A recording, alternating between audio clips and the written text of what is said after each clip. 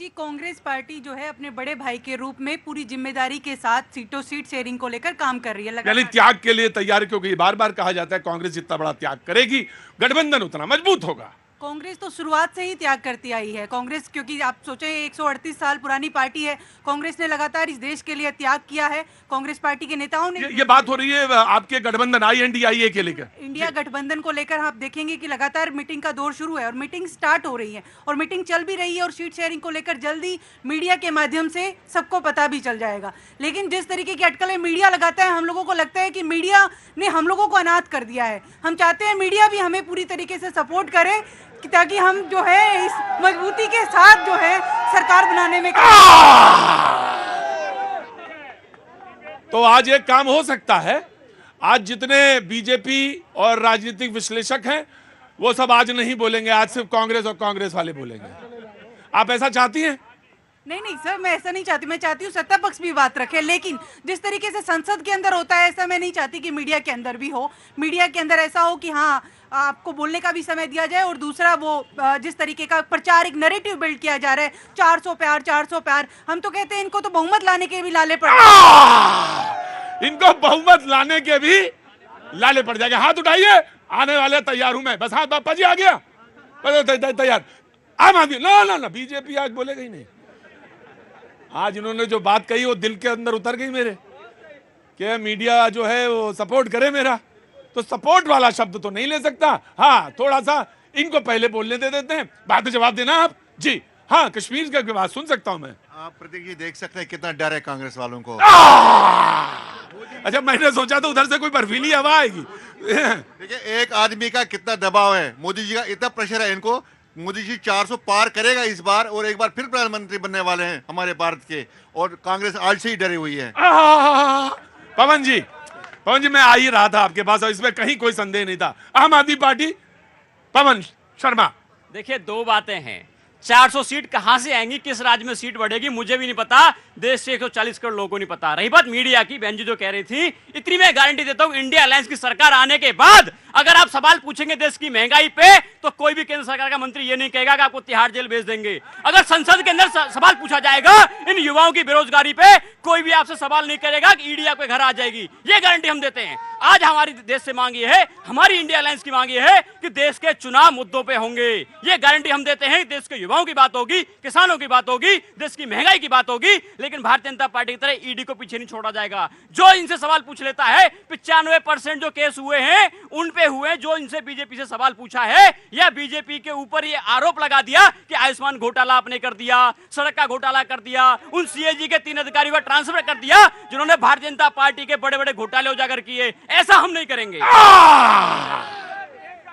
भविष्य नहीं आ गया। अरे परेशान है, देखो अगर विपक्ष आज ज्यादा बोल लेगा तो इसमें कोई दिक्कत नहीं है। अमित धैर्य के साथ, सब्र के साथ। और वैसे भी इस भैया जी के कार्यक्रम से कोई चुनाव थोड़ी ना जीता जा रहा है, ना हारा जा रहा है। ये तो बस एक प्रोग्राम है, बस एक प्रोग्राम है जहां पे लोग अपनी बात कहने के लिए आते हैं। हाँ बोलो, क्या हुआ, दिक्कत है कोई? हाँ।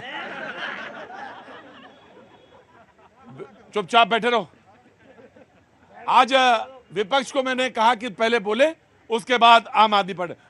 ऑटो वाले भैया, कल तुमने ज्यादा बोला, और पवन जी जब बोल रहे थे इसमें बीच में टोका। नहीं बोलोगे तो तुम बोलोगे, नहीं तो मैं तुमसे बुलवाऊंगा।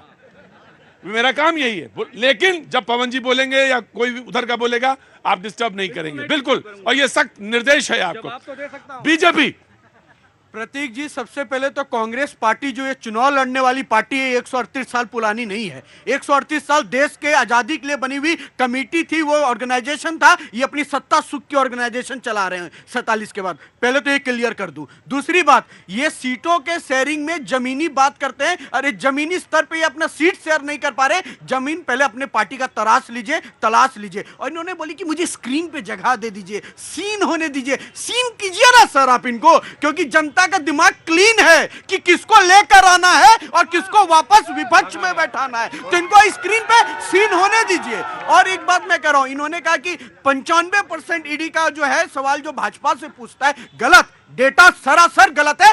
सबको चैलेंज करता हूं, निकाल के देख लीजिए। भाजपा पे सवाल करने वाले पे ईडी नहीं। आप चोरी करेंगे तो ईडी नहीं तो क्या माला पहनाएंगे? हाँ जी, लास्ट लाइन। बिल्कुल, मैं एक और अच्छे से कह रहा हूं कि आज भरपूर मौका दीजिए, क्योंकि भरपूर मौका मिलेगा तभी ये और एक्सपोज होंगे, क्योंकि इनकी नीति नियत स्पष्ट है, विकास जाए भाड़ में, सत्ता वापस कैसे आ जाए भैया, आ जाए भैया, आपस में ये लोग यही मिलाप कर रहे हैं। आज एक परिचय कराना मैं भूल गया था। सिलवासा दादर नागर हवेली से राज मेहरा साहब आए हैं, एक्स CISF के ऑफिसर हैं, आज मौजूद हैं, सिक्योरिटी एक्सपर्ट हैं और कभी कभी मुझे मैसेंजर से भेजते रहते हैं। तो मैंने बोले कि आज मैं दिल्ली आ रहा हूं, तो क्या मैं आपसे मिलने आ सकता हूं? मैंने कहा बिल्कुल आइए। तो मैंने इनसे आते ही सबसे पहले पूछा, 2 सवाल पूछे। मैंने इनको पहली बार मिल रहा हूं कि आपकी उम्र क्या है, और दूसरा मैंने पूछा कि वहां का टेम्परेचर क्या है। प्रतीक जी, आपने बहुत बढ़िया सवाल पूछा है, उम्र क्या है, मैं अपने तरीके से जवाब दूंगा। हाँ जी, हाँ जी। मेरी उम्र है 20 साल। उसके पीछे कारण कि 20 साल की उम्र तक आते तक मैंने वो सारे कर्म सीख लिए थे जो एक आदमी को करने चाहिए। बड़े अच्छे।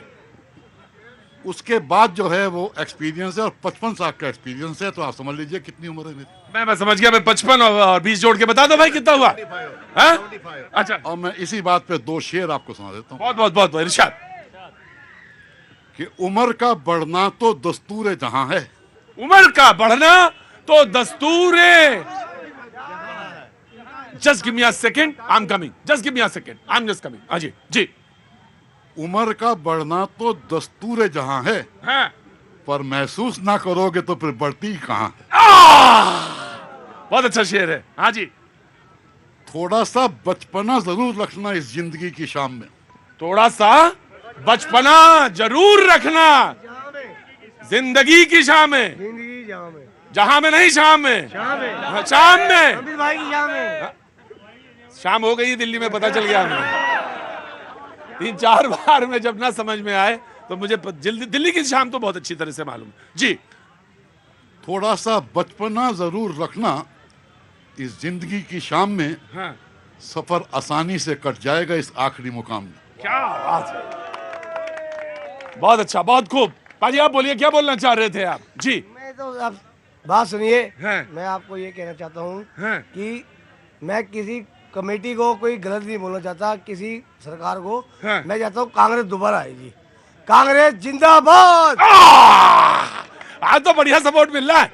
क्यों? आज तो अच्छा लग रहा है आपको ना? मौसम मौसम। हाँ जी।